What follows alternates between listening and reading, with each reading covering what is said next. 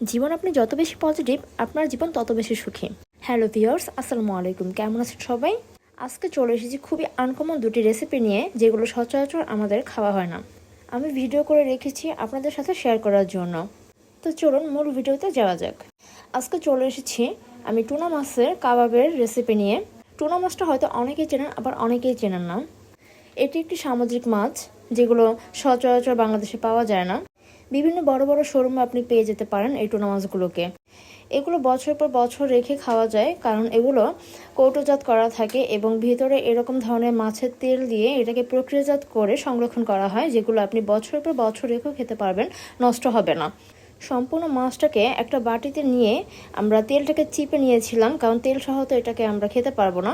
এবার কাবাব বানানোর জন্য আমরা দুটো আলু সিদ্ধ করে নিয়েছিলাম মাঝারি সাইজের, আর সাথে সমস্ত মশলাগুলোকে রেডি করে নিয়েছি। এখানে কাঁচামরিচ, পেঁয়াজ, ধনিয়া পাতা এবং হলুদের গুঁড়া, মরিচের গুঁড়া, ধনিয়া, আদা, রসুন, কাবাব মশলা, গোলমরিচের গুঁড়ো সব কিছুকে আমরা একটা প্লেটে আগে থেকে নিয়ে নিয়েছি এবং এখানে সাদা ডিমের অংশ নিয়েছি কুসুমটাকে বাদ দিয়ে। এরপর আলু এবং টুনা মাছের সাথে সমস্ত মশলাগুলোকে এক এক করে ভাইয়া অ্যাড করে দিচ্ছে। মূলত এই রেসিপিটা ভাইয়াই তৈরি করেছিল।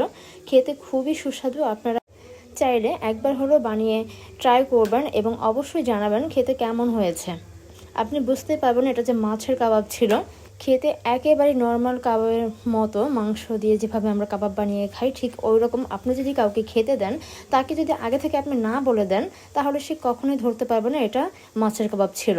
তো এটাকে খুব ভালোভাবে মিশ্রণ করার পরে আমরা হাত দিয়ে চিপে চিপে এরকম গোল করে নিয়েছি। এরপরে হাতের তালুতে রেখে, অথবা আপনি চাইলে হাতের আঙুলের সাহায্যে এভাবে চ্যাপটা করে পাশটাকে একটু মসৃণ করে নিলেই আমাদের কাবাবগুলো তৈরি হয়ে যাবে। তো এক এক করে আমাদের এই পর্যন্ত 4টা কাবাব তৈরি হয়েছে এবং শেষমেশ আমাদের সব কাবাবগুলো আমরা বানিয়ে রেডি করে নিয়েছিলাম।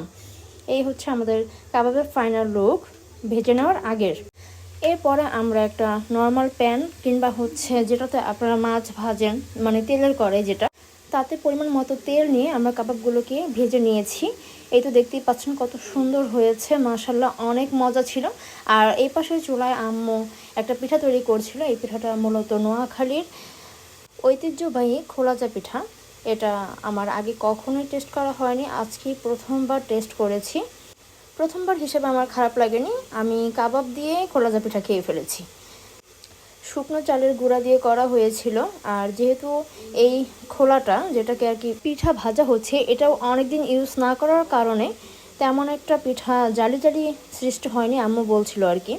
এই পিঠা নাকি অনেক ছিদ্রযুক্ত হয়, এই যে দেখতে পাচ্ছেন ঠিক এরকম আরও অনেকগুলো ছিদ্র হয়, দেখতে নাকি আরও বেশি সুন্দর লাগে। তো যাই হোক, মোটামুটি খুব ভালোই হয়েছিল।